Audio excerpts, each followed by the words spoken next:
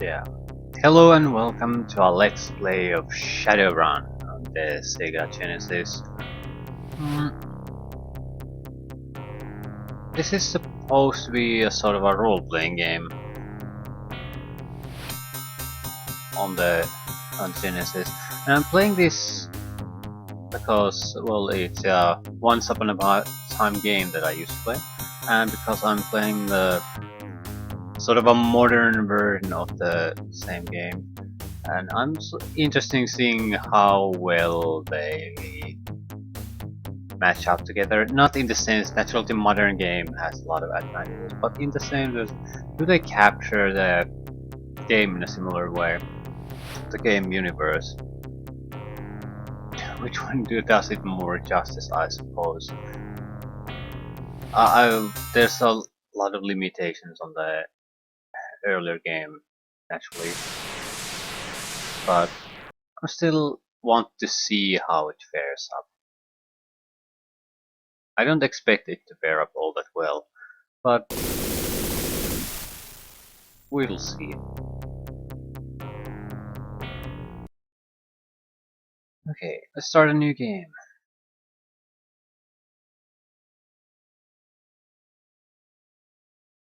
Choose your archetype. Warrior, hacker, spellcaster. Um, I'm playing the more recent version as a decker, so it's only fair that I play this one as decker too. I'm not gonna read the text, it goes by too fast.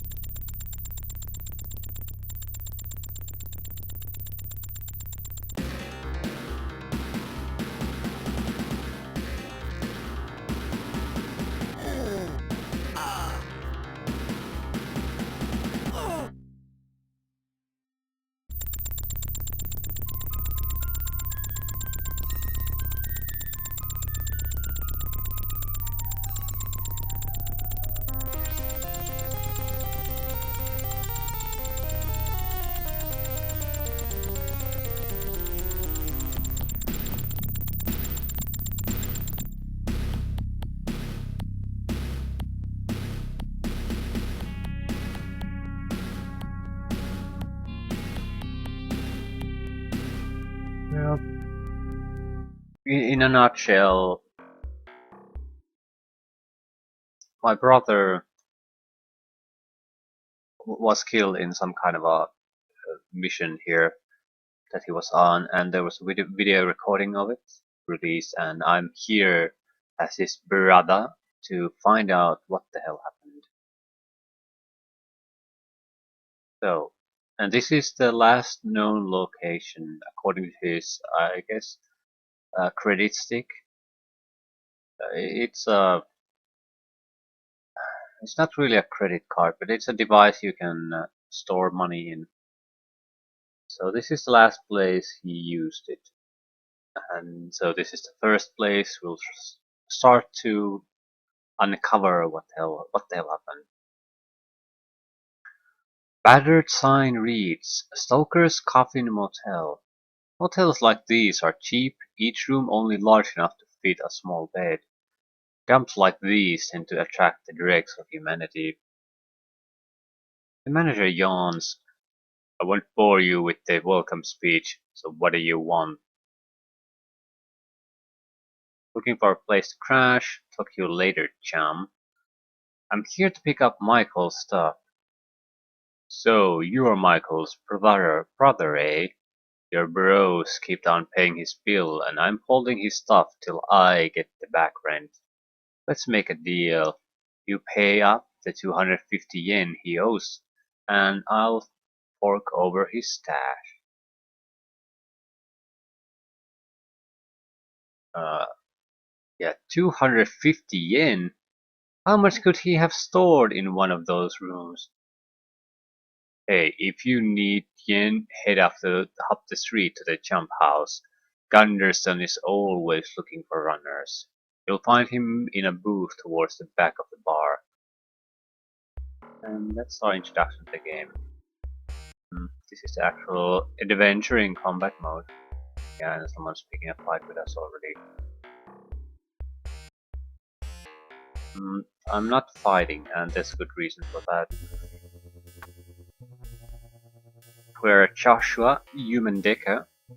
Health is 100%, fatigue or mental health is 100%. I think it's more fair to call it fatigue.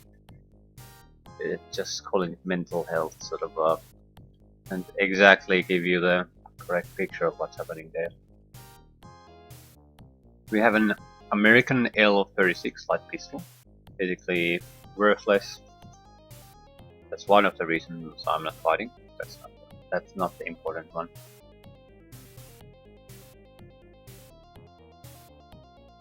We have weak attack, weak defense, armor is clothing.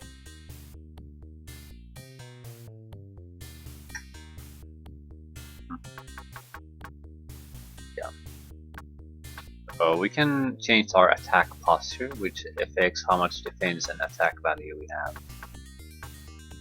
There's no reason at this point to use full offense, and I'm going to put full defense on. Because I have no intention of fighting. And as I said, there's a very good reason for it. One is the weapon we have is basically worthless, so we would have to shoot up quite a lot of time to kill anyone. It also has low power, which means that if any enemy has armor, we're not gonna be able to even hurt him. That's not the real reason. Real reason is twofold, maybe more. You don't get anything from killing people. You can get some items here and there, but it's more of like a random drop, and it's low value. So there's no experience, no real worthwhile loot to get from fighting, usually. So that's one reason. Two is there's always a sort of chance of dying, and even if not, it's time consuming. And we're gonna have to do some grinding.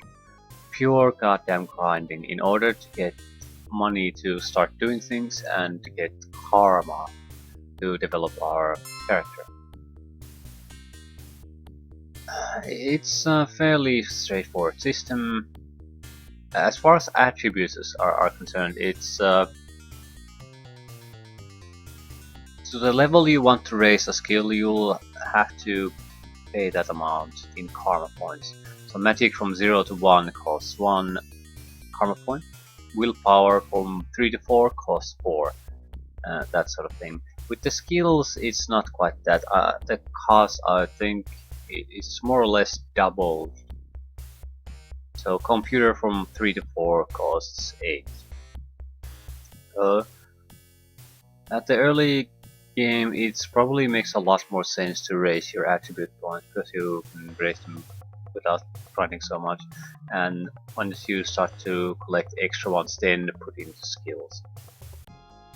Since we're going to ignore fighting, we can also, we don't have to invest heavily in firearms. There's because we don't have to fight, and it allows us to focus on things that will allow us to reduce the portion of the game that is very grindy. And unfortunately, it is the initial part of the game. So, I would have to put some kind of an arc to this game. I think the worst of this game is this early game. When you start to have access to some kind of a decent income source, the game starts to get game improves and it starts to get going. But the early game is it's pretty much unbearable, to be honest. And it is the grinding, because we have 20 yen money. Let's put it this way, we will earn something like 30 to 60 yen per mission, which is they're very easy. They're go from point A to point B. So we can do them fast, but it's still a low amount of money. And for example, as a decker, our first proper cyber deck that we can actually realistically use to complete hacking jobs and gain wealth costs about 5,000 yen. So yeah, it's not pretty. Also, we can hire other people, but if you hire them by mission basis, they cost about a few hundred yen. But if you want to permanently hire them, they can cost up from a couple of thousand to something like 7,000. So again, the problem with the game is it doesn't get started really fast. You need to spend the time to get money going.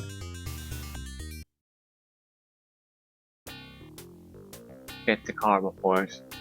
I think this is, yeah. A rat-like dwarf is here. He stares at you in silence. Okay, I'm looking for a good runner here to sign on. Only if this is a simple job. I don't like to fight. I charge 155 yen for a single run, but if you can cough up 1,550 yen, my services are at your disposal. Of course, either way, I get my percentages. And this is the sort of problem. If we get about 50 yen a mission, it makes no naturally there are better missions, the more complicated missions that pay more, but this still makes very little sense to hire anyone for a single run. At the same time, getting that 1,500 yen to get us more, well, maybe not the best of companions. It's quite a lot of investment at this time because we don't have any earning potential. As I said, killing doesn't really earn you anything. Ooh. As you walk by, a man calls you from dark alleyway. Psst, I got 6 frag grenades for sale. I'll give them to you for 180 yen. That's 30 yen a pop. What do you say, chummer? I'm gonna walk away. Leave him behind. The reason is, those are sort of random encounters. They can give you the random in the sense that they're randomly happening, and in the sense that what happens there is not decided. You can get the grenades, or it might be an undercover cop or something like that, so you don't really know. And at this point, since pretty much all fights are unwinnable for our character, it doesn't make sense for us to take any risk in that sense. Also, grenades are terrible weapons, so we don't want to really fight them. The Jump House is a typical small bar inside the Barrens. The standard slime frequented, and occasional Shadowrunner sometimes slips in its entrance. You see a fat man licking his fingers in the far corner book. Ignoring all that I've said, the bigger problem maybe in this game is that you don't know where anything is located. And it's fairly dangerous too. You can encounter deadly random encounters just moving around in the city, so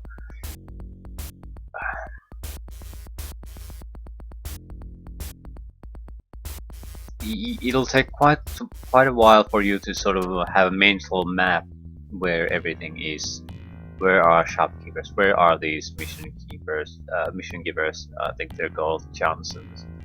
And I don't recall. I recall, I think, 2.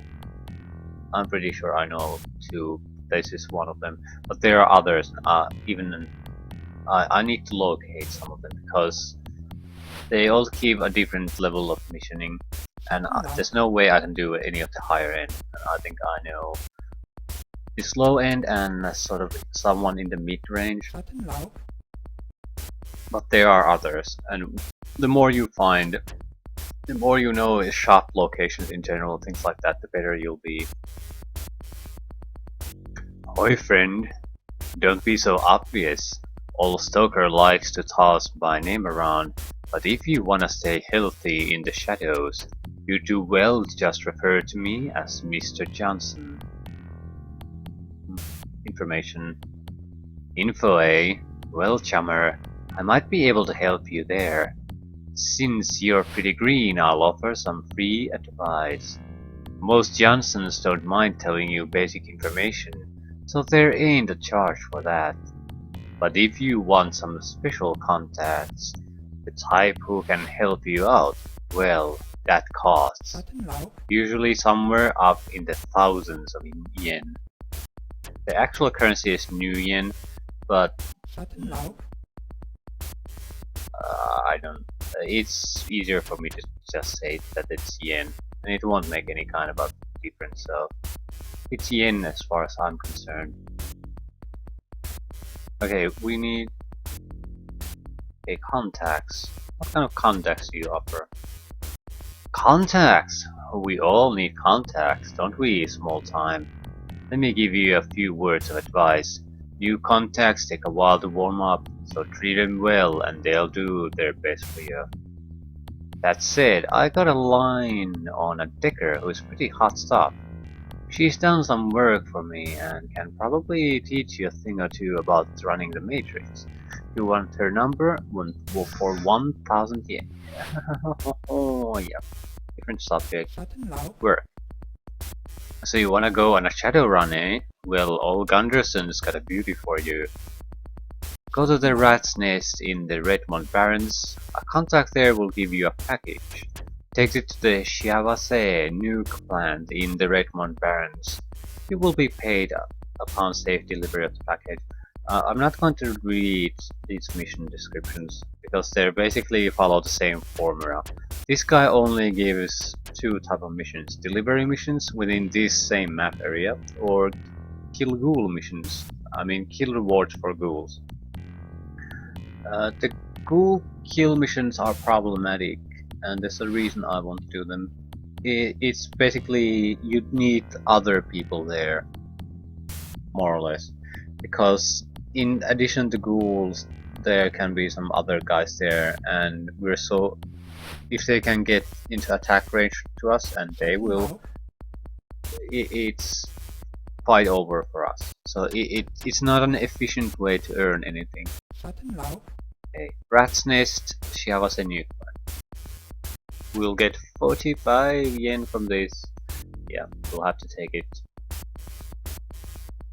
I do have the first map fairly well memorized. I don't think I'll get lost here. But that's pretty much it. Rat's Nest should be this. Yeah, hence a Lone Star Grunt approaches. He questions your identity, then hands over a package. This isn't a normal encounter or what happens when you enter that place. It happened here because I had a quest there. A guard grabs the package, waves a Geiger counter over it, nods, and drops your payment as he retreats. And that's pretty much it.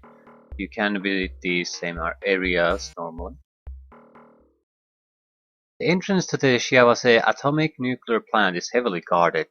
It supplies much of the energy for Seattle and is the constant target of terrorist attacks. A guard approaches. You have no business here. Beat it before I open fire. And yeah. There's a yeah. Punks. I'm going to avoid them. There's a save game system in the game too, so I'm using save states because it's faster. Yeah, more work. Rat's Nest to Little Chiba.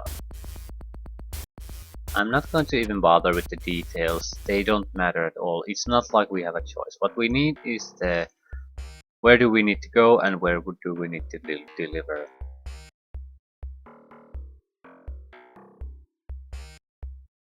So, Rat's Nest. It's an escort job. Little Chiba. I think Little Chiba is in the eastern corner of the map. Somewhere in the middle. It is a cyberware shop.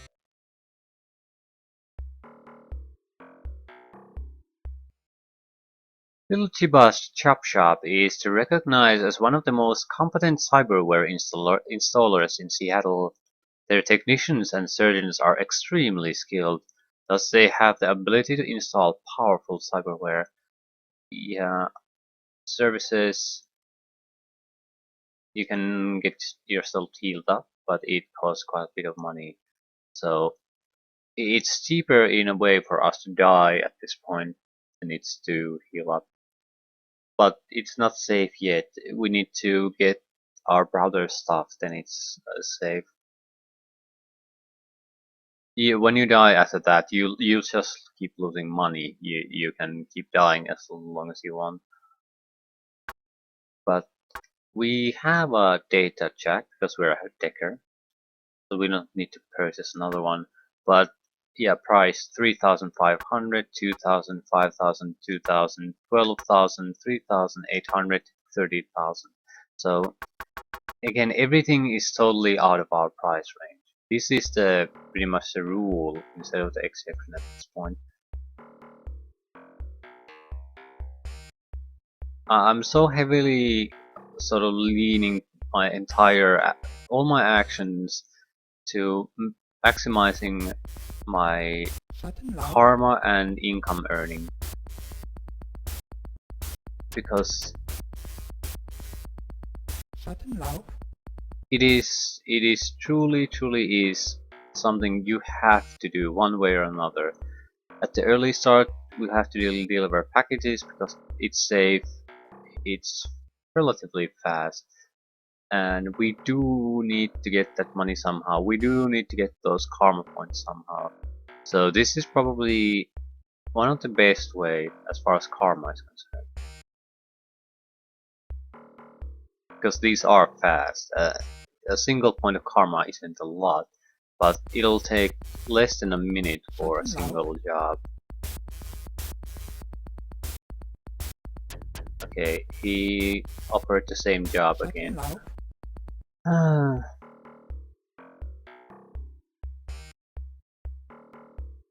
I'm going to be a decker, so I will be focusing heavily on computer use.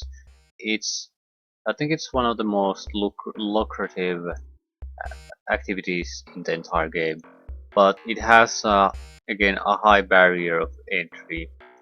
So especially money wise, it's a bigger problem. You can earn karma fast this way, but this isn't a good way to earn money.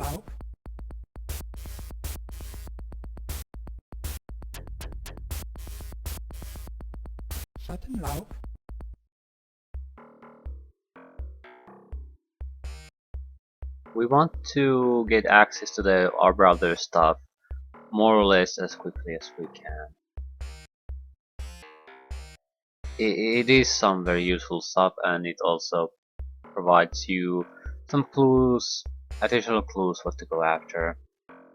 I think it also provides you money, so if you can afford it, you get your money back immediately, so there's no negatives that really.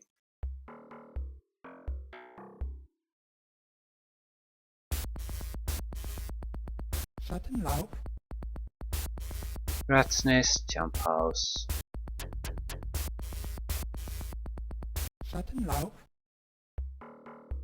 There aren't all that many sites in a map, but there are quite a few.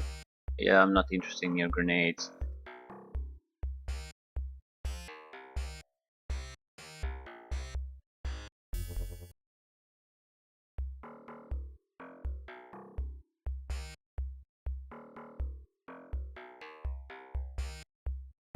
I could getting a better weapon wouldn't be too much of a hassle. I could invest in some combat abilities. The problem is Even with a good pistol, we are not going to be able to win many fights in this game. So it's not a stupid thing to do, but it's not gonna help us all that much. What will help us is skill points and ability to gain access to the somewhat more or less okay decking here. If we can do that, we're basically set, because we have a way to earn money, and that means way to earn better upgrades, way to hire new guys, so we can get around a lot of our problems if we can do that. But the barrier there is, I think it's something closer to 5,000 credits. That does not mean we'll have to grind this shit for in order to get 5,000 credits. But we can do some low level decking. I don't know who keeps decking jobs though. It's one of those things I'd like to find out. There are other Shadowrun missions too, breaking into corporate buildings, things like that, but that requires quite a lot from you. So I would definitely not do those. In reality, those would probably earn you less money and karma for the time it would take to do them, and the failure rate would be quite high at this point.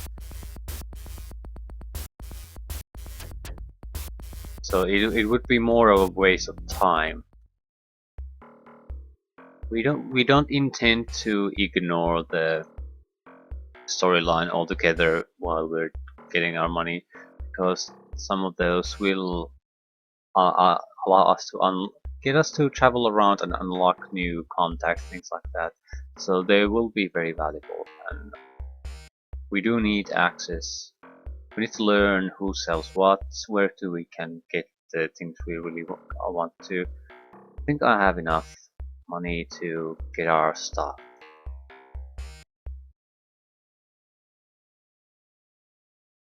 Okay, I'm here to pick up Michael's stuff. 250, small change, slot this crate and I'm gone. The crates roll off your stick, and in return you are handed a crumpled plastic box. Opening it, you find a scented letter, a cyberdeck. That's a very piece of shit cyberdeck, but it at least allows us to go to the Matrix. A wristband and two holopics. The wristband is the important thing here in many ways. The letter addressed to Michael reads as follows: M. I don't trust our Johnson, and neither should you. His story just doesn't wash, and you know it. I'm out on this one, and I hope you are too. I'll wait for you at the Tarislar City Inn in Puyallup Barrens, Tabitha Shale. Cyberdeck is a small Allegiance Alpha that hasn't seen much use. These decks are fine to dabble in cyberspace, but lack real power. The wristband is a duck-wagon homing beacon. Yeah, this is the important one. When its wearer's condition becomes critical, a duck-wagon trauma team is dispatched to retrieve him. The wearer is then resuscitated and dropped off at Seattle General Hospital. The fee is around 10% of the wearer's credit stick balance, guaranteed not to exceed 5,000 yen. You slip it on your wrist and lock the clasp. So now we're basically immortal. But since gaining money is a real pain in the ass at the start, we do not want to die. Definitely not.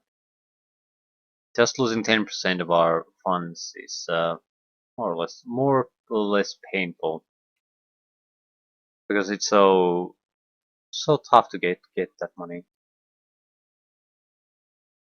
Well, not tough, but tedious. Holopics, Doctor Ivana Havershin, MD, Seattle General Hospital, Havershin Clinic. So we could just die and go meet her. In many ways, it might be the cheapest way to go there, but we're not gonna do that. Mr. Caleb Brightmore, Esquire. Problem solved, worries eliminated. Finally, you uncover a great stick hidden under the holopix. It has a balance of 500 yen. The irony of this discovery wears off after a moment. So this earned us money instead of losing it, and we got important equipment. We have 665 credits, which is nothing. But even moving around the city requires you to pay a taxi fee usually. So just moving around, taking a look, will cost money. Mm, Cyber deck, level 3 attack, level 1 medic, level 2 deception. And we see our cyber deck info.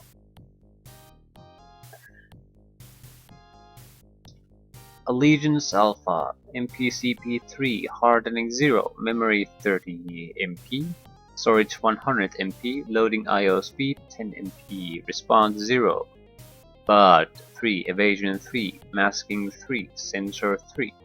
This is a piece of shit. The biggest problem with this is the storage.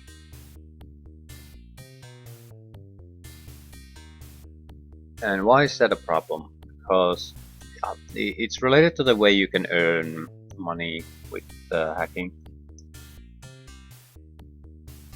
Basically, you will want to go into the system and try to access data storage areas, which then you download information files.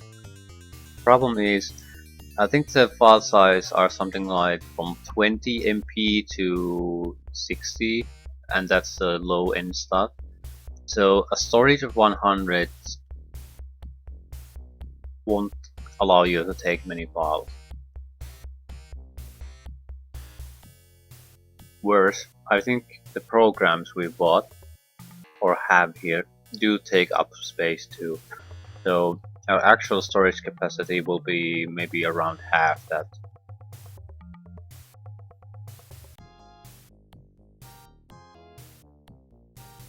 So this deck simply isn't good enough for earning money no matter how good we are, because it lacks storage. But the next best, next best costs about 5,000. It's too much to grind through, at least my patience won't handle that. Because it's so goddamn boring. It's starting this game with something like 10,000 yen would make this game a lot better. Our ability to earn decent amount of cash from even these shittier jobs. Because this doesn't really contribute anything worthwhile to the game. It extends the length, but it extends it in the worst possible way. The picture on the lower left corner is our avatar in the Matrix. It's sort of it's the internet if you could send your persona to actually move and be in the internet, more or less.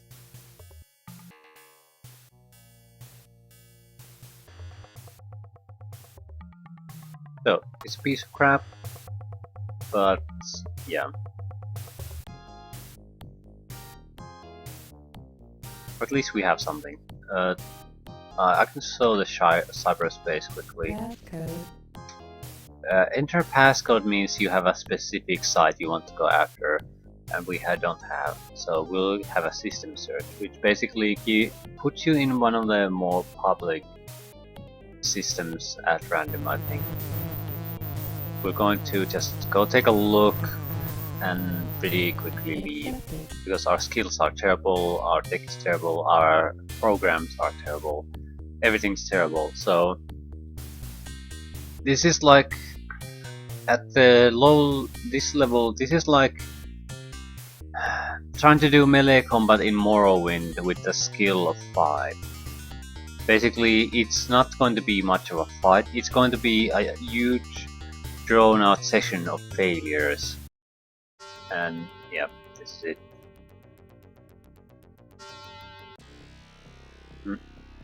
Oh, I forgot to load programs.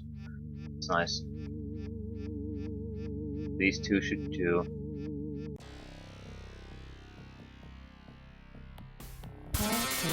Accepted. I managed to bypass the defenses. So this is sort of the map you use to navigate. You can only see the adjacent locations or connected locations to your current location. As you explore, you reveal more, so they don't disappear, but this isn't the full extension of the site. That's what I'm trying to say. There's CPU is the center of a network. I think you can. It's usually the most heavily dependent, but there's also, if you can get access to it, you can disable alarms in the system. And basically, if a system is full in active alarm, it's very difficult to do anything in it. So access to a CPU basically gives you a pretty good control of the entire system, but it's the hardest to get control in. SPU, I don't think it serves any particular purpose. It's more of just a site to go through or your way to another site. IOP and SAN, I think, are pretty similar. They're more of an entry points into the network, and that's all. SM, I think, is pretty similar too. DS is data store, and that's where the loot is, if there's gonna be after some loot. We might as well see how far we'll get. We shouldn't get all that far. This is more of a graphical presentation. Yeah, we'll probably end here. Rejected. Yeah, we would have to defeat it. No way to sneak our way past. We can choose different attacks. I'm not sure what different really is. We have to destroy it, but what it's sending out to the edge of the screen, I think, has a chance to raise the alert status of the system.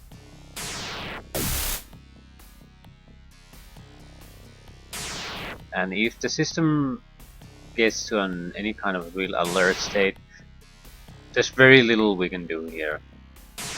This is what I was referring to. We are attacking, but we're not hitting. Constantly evaded. So we're hitting quite well, actually, considering our skills. But this is what it is. This is what I don't really want to go here. Yeah, we failed to attack at all. It's because it's an exercise in frustration. We aren't doing really damage, and against any kind of a half-serious opponent, we're not going to hit this well. So it's going to be Passive alert. passive alert. Yeah, we're screwed. If it goes to active, we're going to log out immediately. Yeah. Or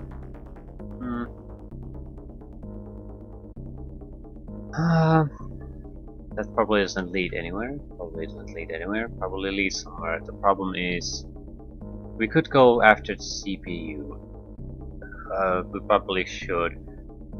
Failure chance is very high because this is going to be protected, and if it will likely go to active alarm, if nothing else. Yeah. Cannot be deceived. Active alert. Yeah, it took our attack ability, so there's nothing we can do anymore. Yeah, the program is gone. So pull the block.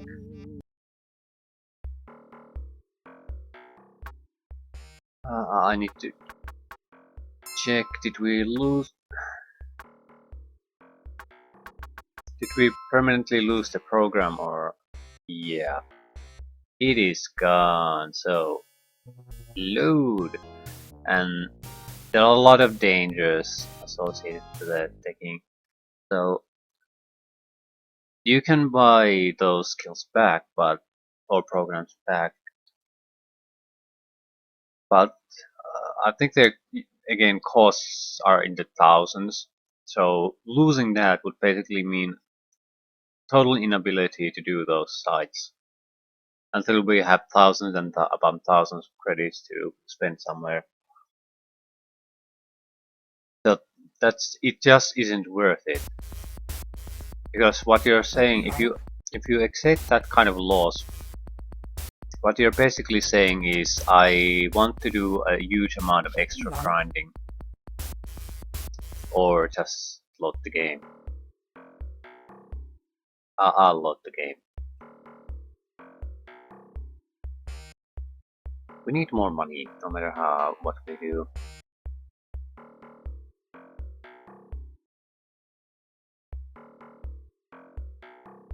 This isn't a street dog trying to pick a fight.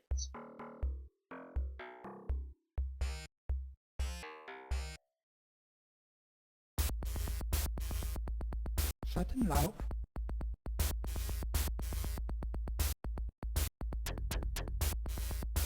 Money isn't the primary motivation here, though. It is karma points, but the money is welcome. Simply moving around costs money.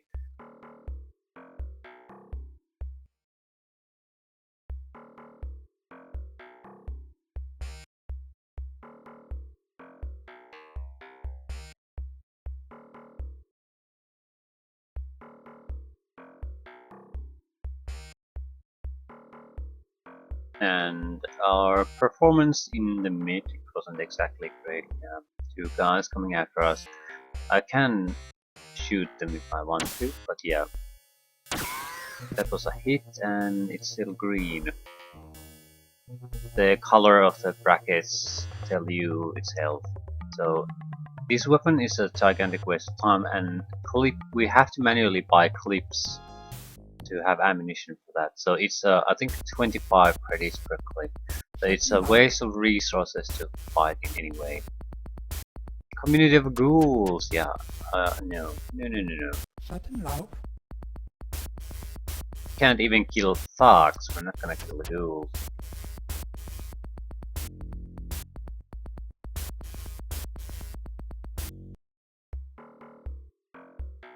I'm not quite sure if it's the combat aspects. Are they these sucky for other characters or archetypes?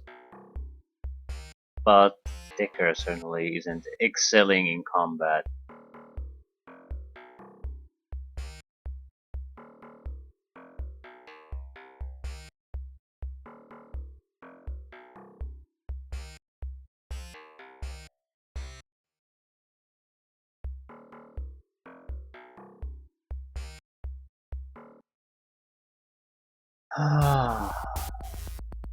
Schattenlauf. Halloween greenhouse. Schattenlauf. What's our karma situation? Well, that's nothing. Well, it's good enough to raise attribute somewhat. But as far as skills are concerned, it's nothing. It's you can raise a single skill from 5 to 6, and then you're broke again. So it really is nothing.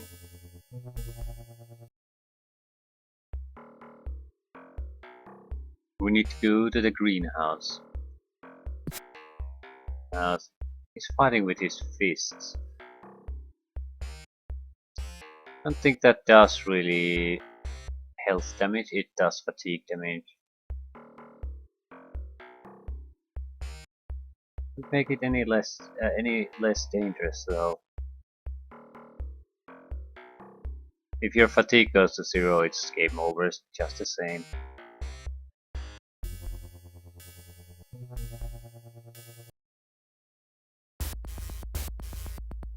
Schattenlauf. Jack-o'-lantern jump house, yeah. Schattenlauf. All the missions were this easy.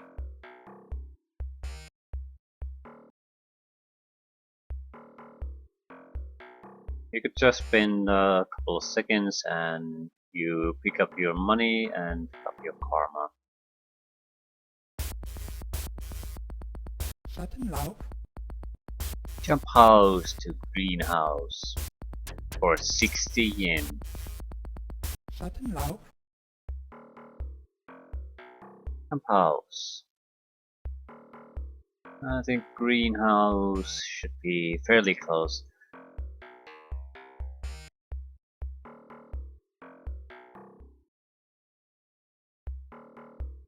So about the major grunts, in general, I think it's if you can't get out, unblock, it's better to just reload anyway, even if you don't lose programs, because Shutting your out. deck might get damaged, and you can't really afford that either. I think you can Shutting repair out. that damage, but it's not gonna be free. So it's another money and time sink on a game that already requires quite a bit of grinding to get anywhere. It just isn't worth it in my book.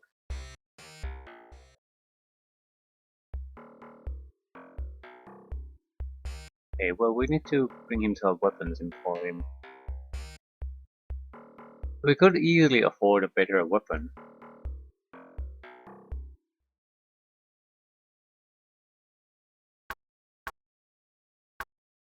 Yeah, we have this 300 yen. I think the best weapon is something like 675, and we have 1000. But the thing is, having higher this combat ability that the weapon provides does not allow us to make money. So it's a waste. It also isn't powerful enough to protect us against any serious opponent. So it's a waste there too. It just it just won't do. It doesn't provide us any real meaningful advantages, and it would suck over 50% of our current funds. So it just isn't worth it. You'll never know that when you play Shutting out. this game for the first time. So the amount of grinding you have to do is quite serious. Shutting out. Simply because you don't know.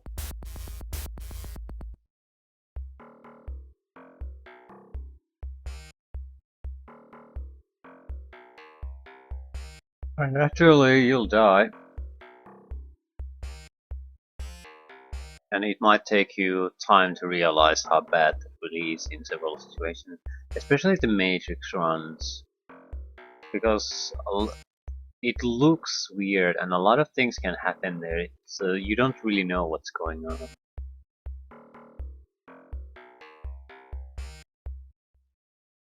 The real dangers there are the Shutting out. usually things that only happen when there's an active alarm going.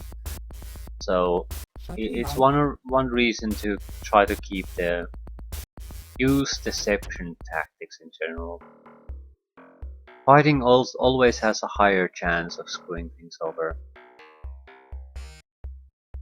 You'd have to. Well, the biggest reason is that we don't have a powerful attack and we have terrible to hit chance. So any fight, even a simple one, is going to be an extended one. There's a good chance the alert status will at least increase, if not go to active alert. So our best chance is to just try to bypass and avoid detection. Shutting out. So we'll be using the deception program. I'm not doing Google missions. Shutting out. Jump house to Jackal Land for 55 yen.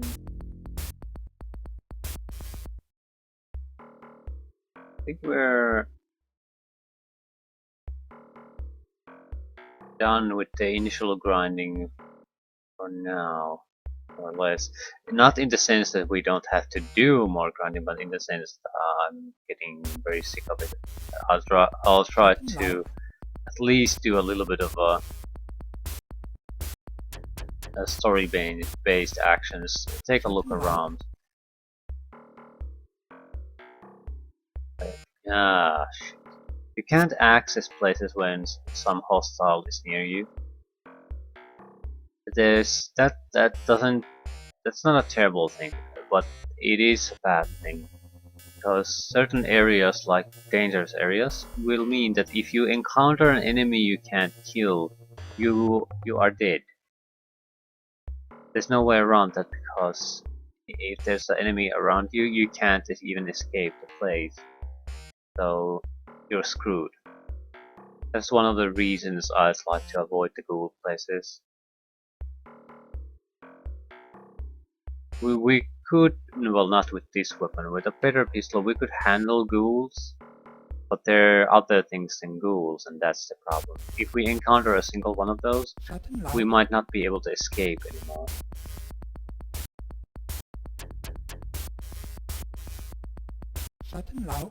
Even if there's an open doorway right in front of us, there's a magical barrier preventing us from going there. So, not exactly fun. And I don't really get it. Because it's especially on lower levels, it means it sort of this encourages any kind of exploration, because everywhere you stick your nose into where you are not going to win it, or might be a little bit dangerous, you're going to get killed every time. Death doesn't matter in the sense naturally that it's not game over, but it's still it's a step back in every sense. You lose some of your health, you probably lost resources in the fighting, and you lose money. So it leads to a situation like this where it's better to never fight until you are really confident that you can handle most of what can come your way. If you're a single guy with no backup, that will probably not happen, because some enemy might have some special ability that disables you, and then you're fine.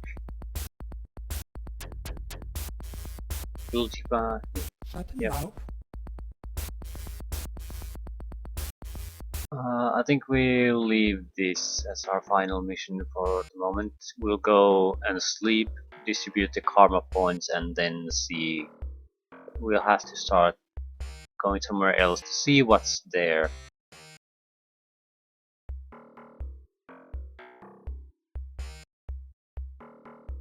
I'm especially interested in anything related to decking and the programs you can buy. I know where I can get the next deck.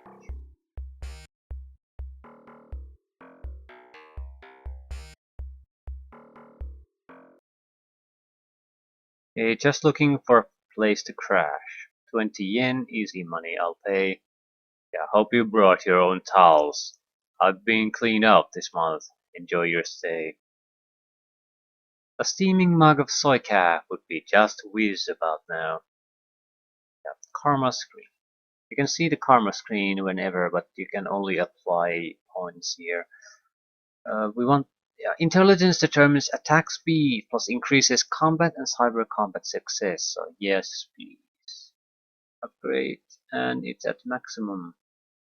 Not sure how much that'll help, but it'll help. A computer to 4 would cost 8. It's probably worth it.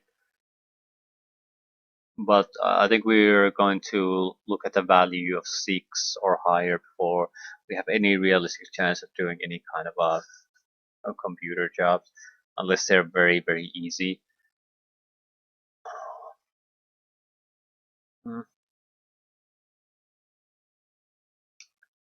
Resist damage. Quickness.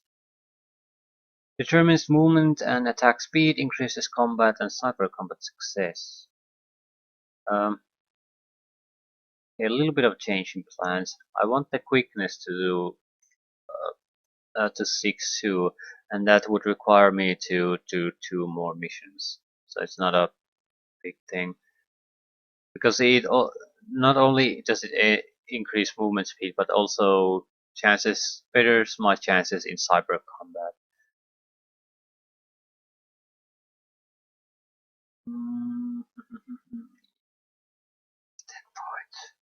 Ah, 5, yeah, 6, 6, 5.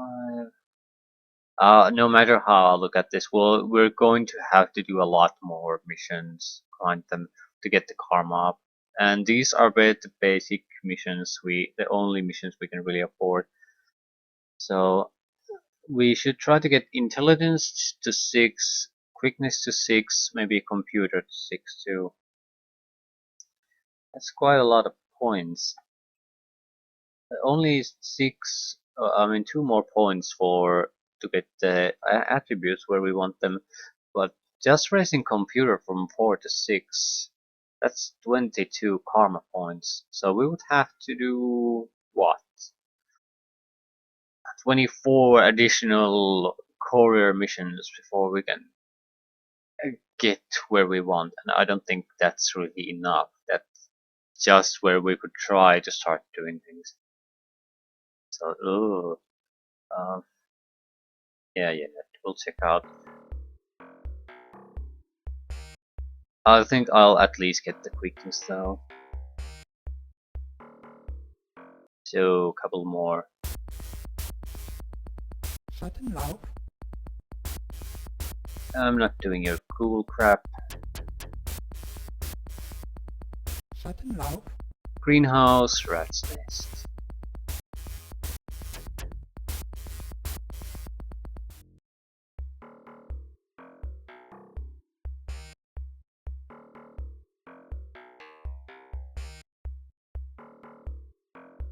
Well, I guess it's sort of nice that you can grind your way through these. Because if you persevere, sooner or later you can get there. But there should be other ways that were more or less, just I mean, made aware that the player would be made aware of, instead of just repeating this. I feel that this game is very unlikely to hook a lot of Schattenlauf, players, because you have to play quite a bit or grind quite a bit before you can get to do anything more interesting. Schattenlauf, Maybe it's different for other characters. That's certainly a possibility. It could be that it's or sort of a bad experience for the decker.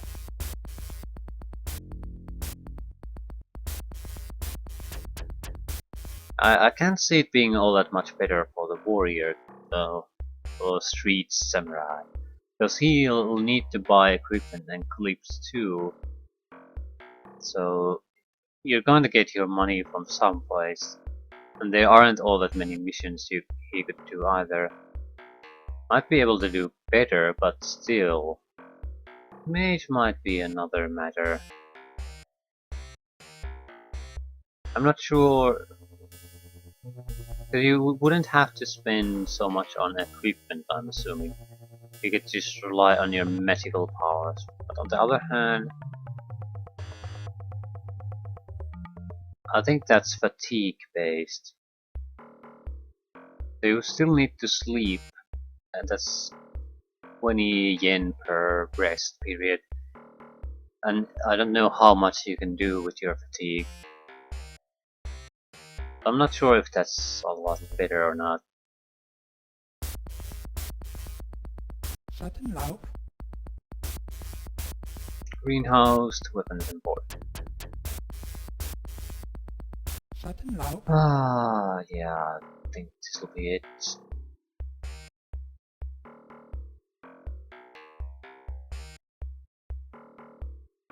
At least we want to move things along a little bit.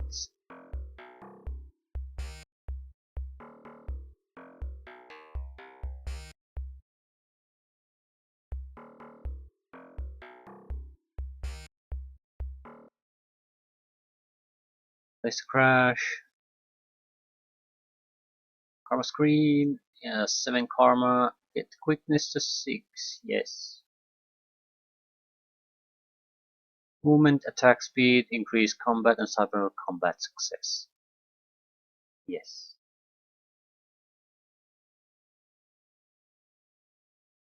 Checking out. Don't really notice the difference, but I'm assuming it's there. It might be a little bit faster. Either way, I'm pleased. So, looking at the current situation, 1,475. We could spend all of our earnings so far and get a sidekick. That wouldn't be a terrible idea. The problem is just that guy is not going to be enough for us to really increase our ability to earn money. The biggest problem at the moment is that Johnson is all we have access to, and he'll never give us anything good. So I'm thinking of going on an exploration route. Go out to these different sites, see what's there. It'll cost quite a bit of, probably a few hundred to just move from place to place and come back here. But I'd like to get a good idea where the valuable sites for us are and where the valuable Johnsons are. We will need to access them without paying a lot of money, and they need to provide low to medium level missions because that's all we can realistically do. And even if it's some kind of combat mission, it's pretty much right out. So it would have to be some kind of matrix run. Yeah. Either way, we are not in a very great situation. But as long as we don't know what's where, we're not. The situation is not gonna improve because our only option is to grind these really basic missions, and we might have to do it for karma. It's not a bad way to earn karma, but we need something else for money, so we might as well go on a hunt, more or less. Tips and clues. We have the letter from Tabata Shale, Puyallup Barrens, General Hospital in Seattle. I think that's in the actual city.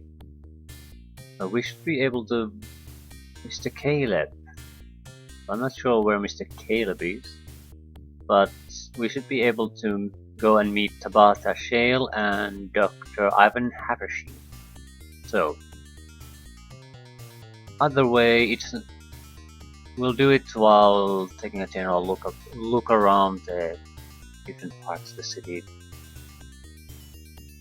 It won't earn us any karma or income, but it's a vital information to know. Either go take it yourself or look at someone else, have someone else do the work and just look it online. Either way, you have to know it, so we might as well take a look. Combat is right out, we are not going to kill anything. Our armor is useless, we have a few medkits, but that's not... As long as we're alone at risk of dying, using medkits doesn't make all that much sense. It's more of a, if your companion falls in battle, so you can revive it, so you can get the hell out, instead of leaving him here and have him disappear. Because if the body is underground and you move so that it's outside the screen, I think it disappears and you lose the guy permanently. So you might be able to rehire him later, but basically he's out of your team no matter what kind of contract he's on, permanent or one type.